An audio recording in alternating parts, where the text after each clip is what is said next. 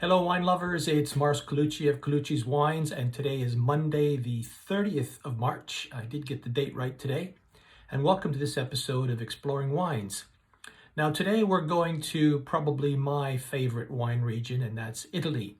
Specifically, we're going to go to Tuscany. Now before you get too excited about trying some super Tuscans, no we're not. We're going to try something that's a little bit unusual that most people haven't heard about. And that's a Vermentino. Now, Vermentino is a white grape, and traditionally it's known for its wines from Sardinia. Sardinia, for some reason, seems to have claimed it as their own, but it is grown in other parts of Italy and also in southern France. And Vermentino is a very crisp, very stylish white grape. Makes some lovely wines, and we're going to try that today. Now, the one we're trying today is called Eta Beta, which is a very catchy name for a wine. It comes from a vineyard called Fattoria Kappa in Tuscany, which is just south of Pisa. Now, this is a fairly new vineyard. It's only been producing since about 2005. They don't produce a huge number of bottles, about 40,000 bottles per year.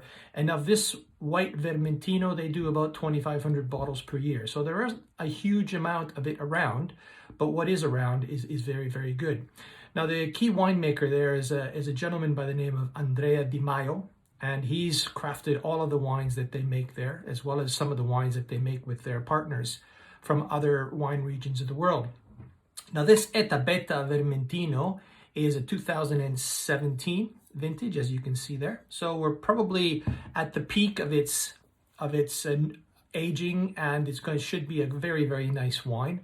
Now, the unusual thing about this is it's not just Vermentino. There is a small amount of Viognier blended in it as well, which, if you remember from a couple of days ago, the Viognier brings in some of the pears and some of the apricots, some of the stone fruit flavors into the white wines. So I think that should be quite interesting when we give this a try. So let's do that. Now, before I actually pour this, one of the things I should say about white wines is that when you're drinking a white wine, most people will keep their white wines in a fridge, which is the right thing to do because you want it chilled, but you don't want to drink it directly out of the fridge because the fridge is usually too cold for a white wine. Fridges are usually between 7 and 8 degrees, and a white wine should be drunk sort of around 10 to 12 degrees centigrade. So take it out a few minutes before you're going to actually serve it, so 10, 15 to 20 minutes before, and let it warm up a couple of degrees, and it releases a lot more of the lovely flavors that comes out of the white wine. So let's give this one a try. Pour a little bit into there. Wow, look at that color. You can tell that it's a little bit of an older wine. Ooh, slopping it all over the place there. It's a little bit of an older wine. It's almost looking, it's even past lemon. It's almost looking amber in color, which is very unusual for a wine. And that's some of the Viognier in there that's coming through as well, because it will add a little bit more color than the Vermentino does. Ooh, the smells, you can really smell some of the richness. Like Vermentino is very much a grapefruity type, green apples, which come through, limes, but also there's a hint of almond in there, which is really, really nice. And then you get some of the pears and apricots from the Viognier, and some of those stone fruits, which is very, very, oh, what a luscious, it's not a luscious wine, but it's a very, very interesting combination. But a bit medium in terms of its aromas.